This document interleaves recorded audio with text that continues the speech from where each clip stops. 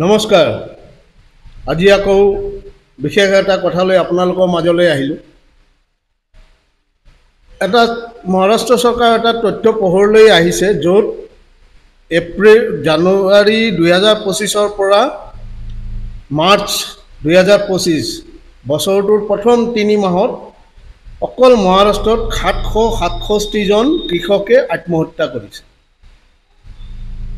কি ভয়ানক পৰিস্থিতি হ'ব পাৰে। কৃষকে মোদী চৰকাৰে কৈছিলে যে কৃষকৰ আয় দুগুণা হ'ব, তাৰ আগত সেই কৃষক ধৰ্ণা দিবলৈ গৈ দিল্লীত তাতো 700 কিমান কৃষক মৰিবলগীয়া হ'ল। তাত এতিয়া মহাৰাষ্ট্ৰত 3 মাহত 767 জন কৃষক আত্মহত্যা কৰিবলগীয়া হ'ল। তাৰ কাৰণ না উপযুক্ত ফচলৰ মূল্য পাই আছে, না সময়মতে সিহঁতে ইউৰিয়া এইবোৰ পাই আছে, না কোনো সিহঁতৰ যিখিনি প্ৰাকৃতিক দুৰ্যোগৰ কাৰণে যদি কেতিয়াবা সিহঁতে লোন দিব পৰা, লোন পৰিশোধ কৰিব পৰা নাই, তাৰ ওপৰত যিটো অত্যাচাৰ সহিব নোৱাৰি সিহঁতে এইবিলাকত বাছি লৈ আছে।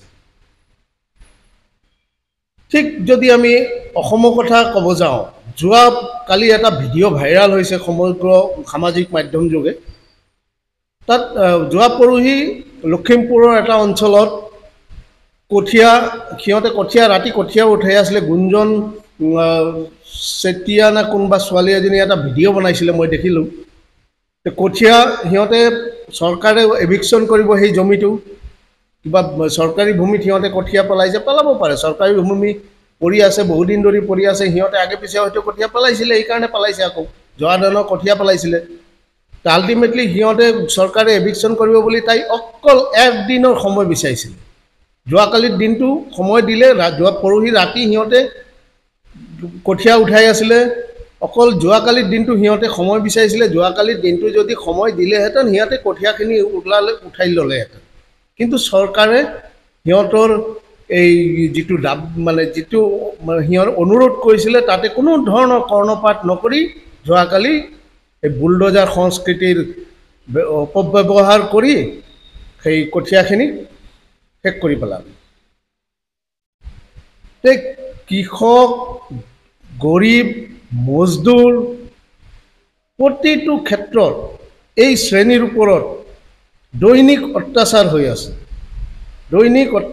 আছে। এই চৰকাৰখনে কোনোমতেই এই চৰকাৰখনক আপুনি ৰাইজৰ চৰকাৰ বুলি ক'ব নোৱাৰে। এই চৰকাৰখন হৈছে উদ্যোগপতি, কৰ্পৰেট ঘৰানাৰ চৰকাৰ বুলি যাক কোৱা হয়। এওঁলোকৰ কাৰণে এই চৰকাৰখনে সৰ্বস্ব দি আছে, কিন্তু গৰীব, দুখীয়া, কৃষক, সাধাৰণ কৃষক, এই জনগণসকলক টেটু চেপি আছে, সদায় টেটু চেপি আছে। 26 আহি আছে অসমত, 2026ত এই শ্ৰেণীয়ে নিশ্চয় এই চৰকাৰক জবাব দিব। ধন্যবাদ।